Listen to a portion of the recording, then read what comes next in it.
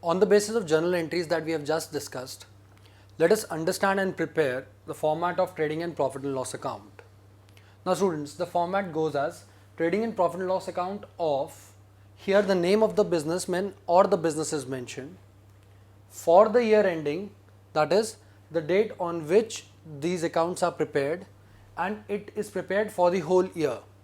Since it is prepared for the whole year, again date column is not mentioned here. Now students, let us recall those entries. The first entry was the transfer of direct expenses to trading account. Now remember, in this complete format, trading account is represented in the topmost part and the profit and loss account is represented in the lower half.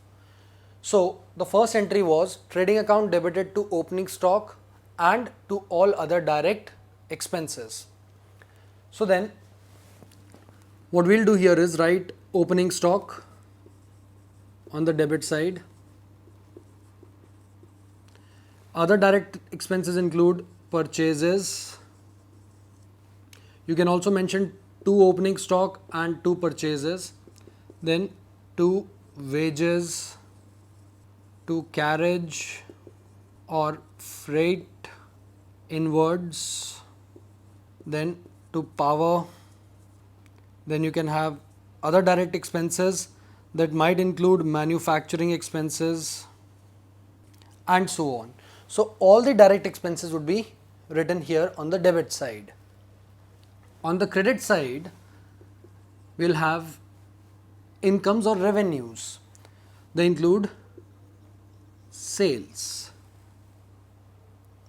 Now students, remember closing stock, when it is given as an adjustment, it is shown here as well by closing stock. Let us understand this concept, why closing stock appears here. Remember, by matching principle, only those expenses which relate to this year should be recorded and should be subtracted from the incomes of this year.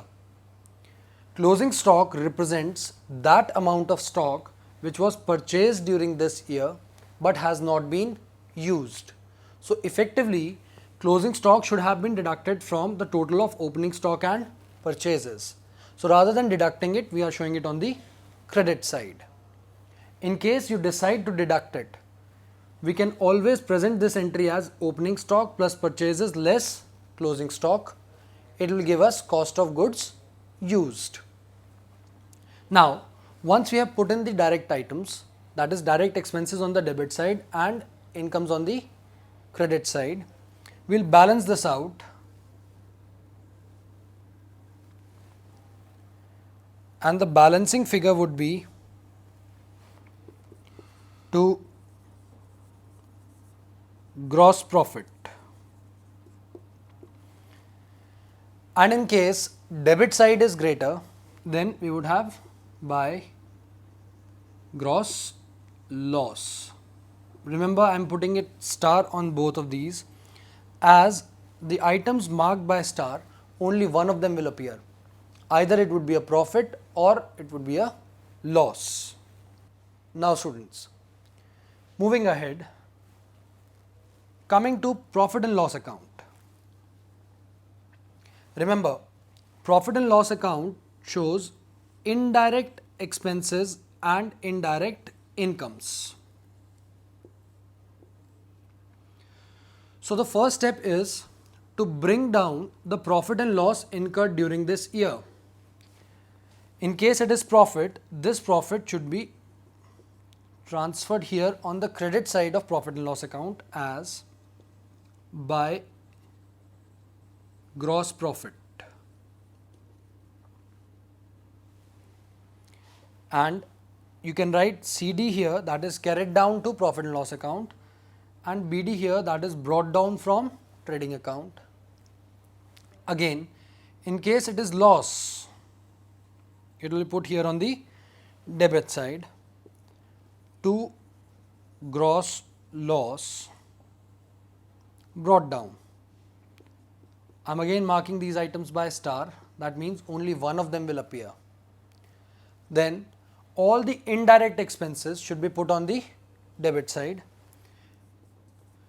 Just to quote a few examples, we can have salaries, to rent, to commission, to interest, to carriage outwards, then we can have to electricity and other sundry expenses. Then any income is recorded on the credit side. Just to quote a few examples, it can be like by discount received,